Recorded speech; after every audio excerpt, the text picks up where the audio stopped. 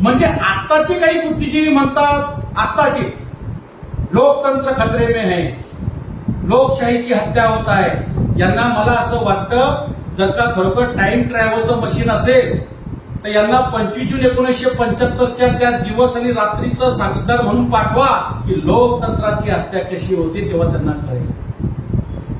पत्रकारांना कसं छळलं गेलं, लोकशाहीचा चौथा स्तंभ कणखर पत्रकारिता, त्यानं कसं छळलं गेलं, तेव्हा आत्ताच्या बुद्धिजीवींना कळेल. मित्रांनो, 25 जून 1975 ही एक काळ रात्र होती आणि 26 जून 1975 पासून विरोधी पक्षांचा जो अनन्वित छळ झाला, अनेक कार्यकर्त्यांचा, अनेक संघटनेच्या पदाधिकाऱ्यांचा मिसा अंतर्गत त्या ठिकाणी अटक करण्यात आली.